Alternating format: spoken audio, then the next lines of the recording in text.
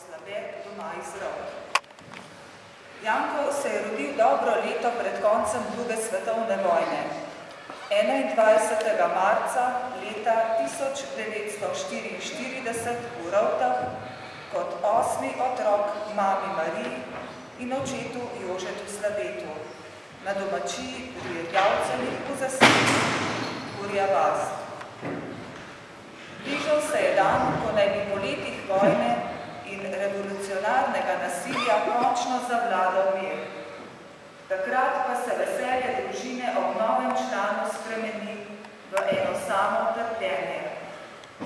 Janko je hudo zbolel, oče pa, kot večina, ki so zaupali pravici in resnici, odide v Rogatec, da se po pozivu javi novim oblastem. Pred odhodom še podvomi v ponovno snidenje s sinkom zaradi njegovega zdravja. Očetov dvom postane realnost, a ne poslušni očeta, da on ne bo več videl Janka. Cela družina ni nikoli več videla očeta in nikoli izvedela, kaj se je z očetom zgodilo.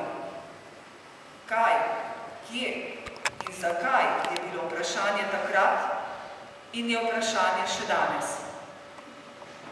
Janko pa je s pomočjo brata Vinka, ki mu je daroval kri, preživel. Mama je ostala sama in bratje so mu nadomeščali očeta. Izguba očeta ga je spremljala skozi celo življenje. Kot majhen otrok, ki se očeta ni mogel spomniti, ga tudi ni mogel pogrešati. A v kasnejšem obdobju in tako rekoč do zadnjega dne pa ga je ta bolečina venomer skelela. V zrelih letih je o tem večkrat pisal in govoril.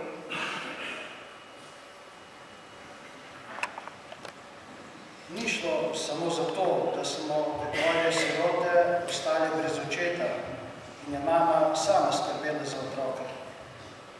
Namesto privilegija, ker smo bili sirote, je mama prav tako morala plačevati davke. Očitno ali skrivano smo bili opazovani kot potencialni nasprotniki režima.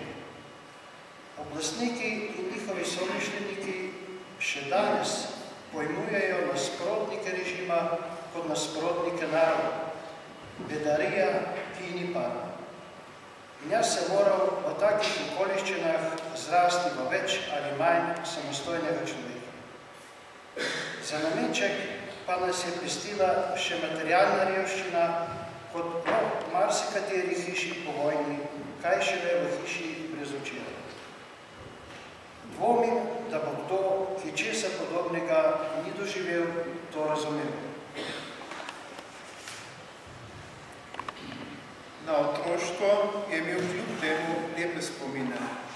V Rovte je hodil k verouku, bil ministrant in dokončal 5 let 5 razredov osnovne šole. V nižjo gimnazijo Logatec pa zaradi izkrivljenih dejstev o očetovi vlogi med vojno ni bil sprijet. Naključje pa je bilo, da je takrat njegova sestra Ivanka živela na Sveti gori pri Litiji. Sestra je bila gospodinja pri župniku Francu Mozetiču. On je za pomoč zaprosil takratnega litijskega župnika Franca Klovčiča in tako je Janko pristal v župnišču. Kasneje mu prav tako pomoč ponudi tudi gospod Ivan Merlak, prav tako naš rojak. Velika želja po šolanju in želja postati duhovnik je bila zopet na dosegu. V nižjo gimnazijo je tako začel hoditi v Litijo. Med šolanjem je pokazal veliko nadarjenost, predvsem v tehniki. In ravno to znanje mu je kasneje zelo prav prišlo. Ob koncu nižje gimnazije dobi obisk Udbe, ki mu celo ponudi štipendijo za nadaljne šolanje v Ljubljani. A želja postati duhovnik je bila prevelika, da bi podlegel vabilu. Ker takrat v Sloveniji niso dovolili katoliških šol, so bili dijaki ljubljanske nadškofije deležni gostoljubja v Pazimu. koncu šole se iz Istre vrne v ljubljansko semenišče. Med študijem v Ljubljani mora še na služenje vojaškega roka. Tudi med samim služenjem so mu dali vedeti, čigav sin je. V duhovnika ga je 29.6.1970 v ljubljanski stolnici posvetil takratni ljubljanski nadškof Jožef Pogačnik. Njegovo novomašno geslo je bilo: vem, komu sem zaupal. Tako po mnogo letih, kljub nasprotovanju oblasti v Rovtah, 5. julija 1970 župnija praznuje z novomašnikom. Leto dni je bil kaplan v Zagorju ob Savi, s tem, da je hodil Čemšenik in Šentkotar. Ko ga ne bi vleklo na Madagaskar, bi se težko ločil od teh župnin. Že v bogoslovju pokaže zanimanje za misijone. 2 leti po novi maši tako že odpotuje v misijone na Madagaskar.